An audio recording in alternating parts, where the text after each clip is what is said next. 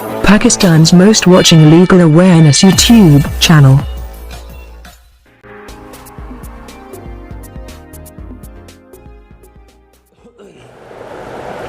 Hello friend and viewers, I hope all are fine. This is Mubashir Iqbal Chauhan, Advocate High Court and Legal Lecturer.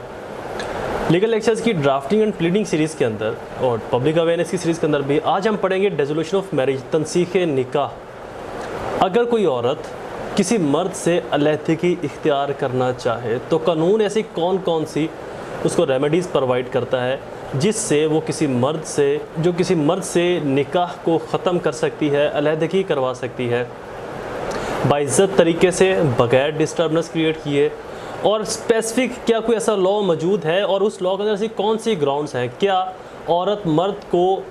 बदकिरदार या मर्द औरत को बदकिरदार साबित करके ही तलाक ले सकता है, या कोई ऐसे एथिकल वेज भी हैं कि अगर आप एक दूसरे के साथ ना रहना चाहो लेकिन एक दूसरे को बदनाम भी ना करना चाहो तो क्या आप एक दूसरे से अलहदगी इख्तियार कर सकते हैं? और यहाँ पर मैं एक चीज़ काबिल ज़िक्र करता चलूँ, कुछ मर्द हजरात भी जब डिवोर्स लेते हैं या डिवोर्स देते हैं तो उसके अंदर बहुत अनएथिकल वर्ड यूज़ किए जाते हैं कि औरत बद किरदार थी, किरदार अच्छा नहीं था, ये वो फलां। तो ऐसे इल्ज़ाम लगाने की ज़रूरत नहीं है। अगर आप सिंपल ये कह दें कि नाफरमान है या मेरी ताबेदार नहीं, या ये मेरे कंजुगल राइट्स फुलफ़िल नहीं करती, हकूक़ इज़्दवाजियत अदा नहीं करती, या मैं इसके साथ खुश नहीं हूँ, हैप्पी नहीं हूँ, मुझे इसके साथ सुकून नहीं मिलता, तो ये भी इनफ है डिवोर्स लेने के लिए। तो डिवोर्स लेने के लिए ज़रूरी नहीं कि आप सामने वाले शख्स को बदकिरदार ज़ाहिर करो, आप उसको बदफेल, बुरा, गलीज़, गंदा, उसके ऊपर इल्ज़ाम, तो ये तमाम चीज़ें लगाने की, बताने की ज़रूरत नहीं है। और हमें पिछले दिनों में एक मैसेज भी आया, मैं उसका भी जिक्र करूँगा कि एक मोहतरमा ने ये कहा कि जी मुझे मेरे हस्बैंड ने तलाक दी और उसके अंदर उसने मुझे बदकिरदार ज़ाहिर किया कि जी बदकिरदार थी, लोगों से मिलती थी, हालांकि ऐसा कुछ भी नहीं है। तो क्या मैं उसके ख़िलाफ़ कोई कार्रवाई कर सकती हूँ? मैं वो भी बताऊँगा कि आप उसके ख़िलाफ़ क्या कार्रवाई अमल में ला सकते हैं। शुरू करते हैं हमारा लेक्चर। इसके अंदर हम तनसीख निकाह किन ग्राउंड्स के ऊपर हो सकती है वो भी पढ़ेंगे,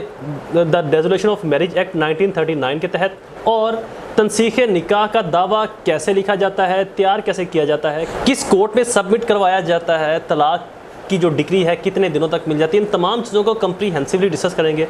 लेक्चर स्टार्ट करने से पहले अगर आप मेरे YouTube channel law and communication skills के ऊपर नए हैं तो रेड बटन को क्लिक करके मेरे चैनल को सब्सक्राइब करना, साथ में ही बेल आइकन को प्रेस करके ऑल नोटिफिकेशन करना ना भूलें ताकि ऐसे ही फर्दर तमाम इंफॉर्मेटिव लेक्चर्स आपकी एक्सेस में रहें और उनके नोटिफिकेशन आपको बर वक्त और टाइमली मिलते रहे। मजीद बना मेरे लेक्चर से अगर आपको फ़ायदा मिले तो इसकी फ़ीस को फुलफ़िल करना बिल्कुल ना भूलें। मेरी फ़ीस आपने 3 स्टेप के अंदर पे करनी है। फर्स्ट स्टेप कम से कम 10 रुपये डोनेट करने, सेकंड स्टेप कम से कम 2 लोगों की आपने हेल्प करनी, और थर्ड स्टेप मेरे पेरेंट्स के लिए दुआ, अल्लाह ताला उनको सेहत तंदुरुस्ती अता फरमाए। शुरू करते हैं हमारा lecture. Dissolution of marriage act 1939, इसका section 2, ground of decree of dissolution of marriage. Dissolution of marriage की ग्राउंड्स कौन कौन से होती हैं? पहली, औरत अगर डिग्री लेना चाहती है डिसोल्यूशन ऑफ मैरिज की, तनसीख निकाह की, तो वो ये भी लिख सकती है कि जी पिछले वो 4 साल से अपने हस्बैंड को नहीं जानती, वो कहाँ पर है, कहाँ गायब हो गया। Husband has neglect to fail, husband जो है वो गलती करता है या फेल हो जाता है उसकी मेंटेनेंस अदा करने में, हस्बैंड इम्पोर्टेंट हो जाता है, नामर्द हो जाता है, हस्बैंड उसके साथ ऐसा मिसबिहेव करता है, तशद्दुद करता है, मार पीट करता है, उसकी मेंटेनेंस को पूरा नहीं कर रहा, औरत को उसका खर्चा नहीं दे रहा, या औरत को इमोरल एक्टिविटीज़ करने में, इमोरल काम करने पर मजबूर करता है, गैर इखलाकी काम करने पर मजबूर करता है, या औरत के ऊपर वो उसको मेंटली या फिज़िकली डिप्रेशन के अंदर रखता है, मेंटली या फिज़िकली उसके ऊपर प्रेशर डालता है, उसको डिप्रेस करता है साइकोलॉजिकल पॉइंट ऑफ व्यू से, मेंटली, फिजिकली, किसी भी सेंस के अंदर, या हस्बैंड को 7 साल की सज़ा हो चुकी है, या 3 साल से हस्बैंड ने मेंटेनेंस को फुलफिल नहीं किया, उसको फेल हो गया है, हस्बैंड इज़ इम्पोर्टेंट एटसेट्रा, ये तमाम बहुत सारी इसके अंदर, husband is assault, habitually assault, husband habitually इसके ऊपर तशद्दुद करता है, हस्बैंड के एसोसिएशन ऑफ वुमेन्स, औरतों के साथ नाजायज़ या गलत ताल्लुकात हैं, attempt to force her land, उसको इमोरल ज़िंदगी गुजारने पर मजबूर करता है, dispose of her property to prevent her from exercise his legal rights, उसको उसके कानूनी हकूक़ से अवॉइड, उसको औरत को उसके कानूनी हकूक़ से महरूम रखता है कि यह उसकी किसी प्रॉपर्टी को ज़बरदस्ती उसे छीन लेता है, ले लेता है। प्रॉपर्टी ज़मीन, कोई भी सोना, जेवरात, पैसा, कुछ भी जो औरत की अपनी ज़ाती मलकियत है, हक महर की सूरत में मिली है या उसको जहेज़ की सूरत में मिली है। If the he has wives one does not treat her equally, अगर उसकी एक से ज़्यादा बीवी हैं और सबके साथ बराबर सलूक नहीं रवा रखता, बराबर सलूक, एक जैसा सलूक नहीं करता, and on any other grounds which is recognized as valid for the dissolution of marriage under Islamic law, provided that no decree shall be passed on the ground until the sentence has become final, and any other grounds, और इसके अलावा कोई भी और ground जो यहाँ पर mention नहीं है जो मैंने आपको बताई, और ये और बहुत से एग्जाम हैं, मतलब अगर ग्राउंड्स ही बताने लग गया तो लेक्चर बहुत लंबा हो जाएगा। अगर औरत सिंपल इतना कह दे कि मुझे मर्द की शक्ल पसंद नहीं है तो भी उसकी तलाक हो सकती है। औरत इतना कह दे कि मैं मर्द के साथ गुजारा नहीं कर सकती, नहीं रह सकती, मैं इसके साथ नहीं रहना चाहती, तब भी डिवोर्स हो सकती है। या औरत की जो शादी है वो 18 साल से कम एज में, माइनर एज में करवाएगी, पेरेंट्स के ज़बरदस्ती ज़ोर ज़बरदस्ती में करवाएगी, पेरेंट्स के प्रेशर में करवाएगी, औरत वहाँ पर शादी करना नहीं चाहती थी, तो ये ग्राउंड भी अगर औरत बता दे तो ये भी इनफ है। इल्ज़ाम लगाने की, बद किरदार साबित करने की, बुरा भला कहने की ज़रूरत नहीं। और मर्द भी अगर सिर्फ इतना कह दे कि मैं इस औरत के साथ नहीं रहना चाहता तो ये काफ़ी है डिवोर्स के लिए, बजाय कि औरतों के ऊपर बद किरदारी के तोहमतें लगाई जाएं, इल्ज़ाम लगाए जाएं कि जी और मर्द, क्योंकि जब बाद में उन्होंने अपने आईडी कार्ड से अपने नाम चेंज करवाना है, शोहर की जगह पर कोई और शोहर का या किसी और अपने बाप का नाम लिखवाना है आईडी कार्ड के ऊपर, अपना कोई अपनी रहायश या कोई भी ऐसी चीज़ जहाँ पर उनको तलाक की सूरत में रद्दो बदल की ज़रूरत पड़ेगी, तो वहाँ पर जब वो तलाकनामा लेकर जाएंगी तो वो लोगों को क्या दिखवाएंगे कि हम बद किरदार थे इसलिए हमारे ऊपर ये तोहमत लगी, हमें तलाक दी गई, हमें डिवोर्स मिली। तो खुदा के लिए बद किरदार कहना, हालांकि आप लोगों ने अपनी आंखों से नहीं देखा उसको बद किरदारी करते हुए, उसको ऐसी बदफेली करते हुए, तो ऐसे इल्ज़ाम लगाने की ज़रूरत नहीं। जस्ट इतना कह दे कि मैं इस औरत के साथ नहीं रहना चाहता, मैं पुरसुकून नहीं हूँ, मुझे सुकून नहीं मिलता इसके साथ, ये मोर देन इनफ है डिवोर्स के लिए। हाँ, अगर और कोई वैलिड ग्राउंड है कि वो नाफरमान है, वो ताबेदारी नहीं करती, हकूक़ इज़्दवाजियत अदा नहीं करती वगैरह वगैरह, तो ये भी इनफ है, लेकिन बहतान लगाने से गुरेज़ करें। नेक्स्ट के इस दावे को लिखते कैसे हैं, किस तरीके से इस दावे को प्रोसीड किया जाता है। सबसे पहले वही file cover, index box etcetera जो मैं अपने बाकी लेक्चर्स में बताता हूँ कि आपको कोर्ट से 5 रुपये 10 रुपये का फाइल कवर, बाकी डॉक्यूमेंटेशन इसकी मिल जाएगी, फरिश्त गवाहान वगैरह वगैरह,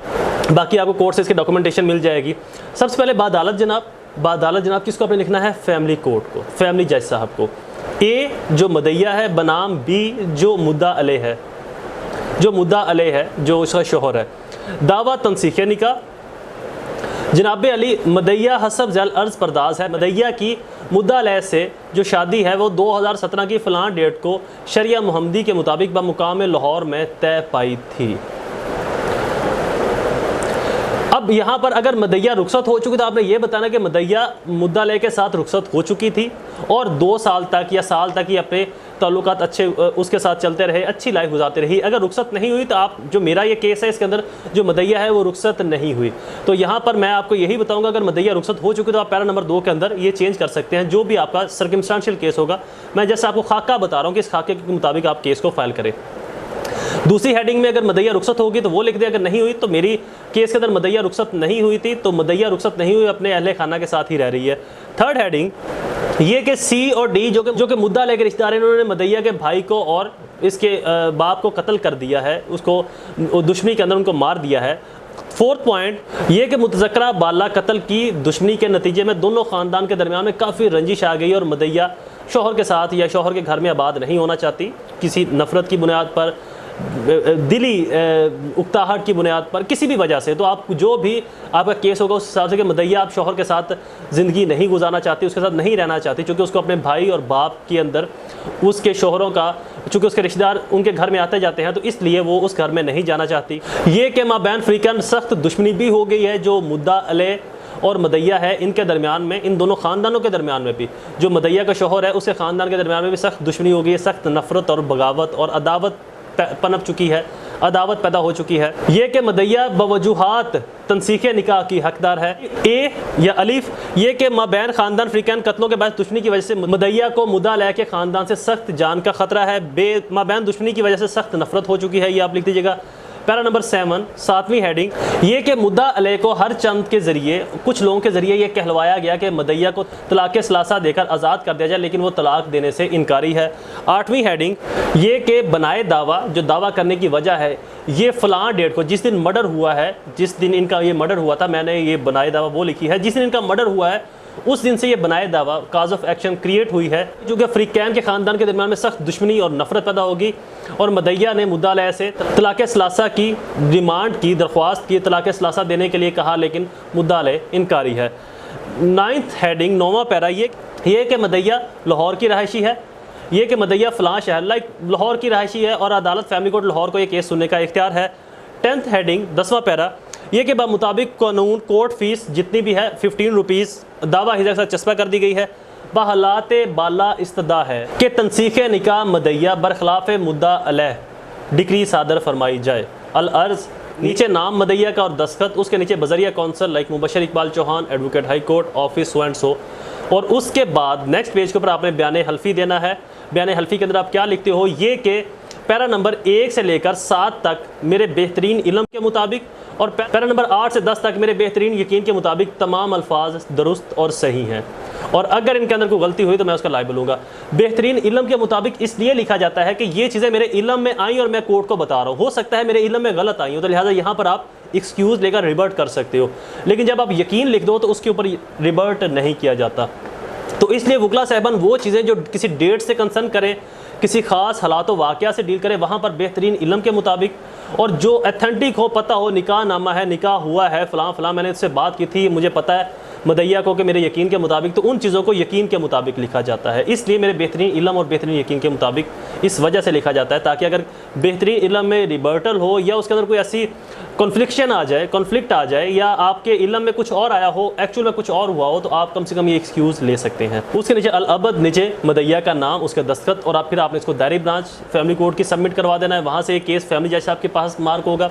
और वो इस केस को सुनेंगे, और आप खुद से भी अपने इस केस को आगे फर्दर प्रोसीड करवा सकते हैं।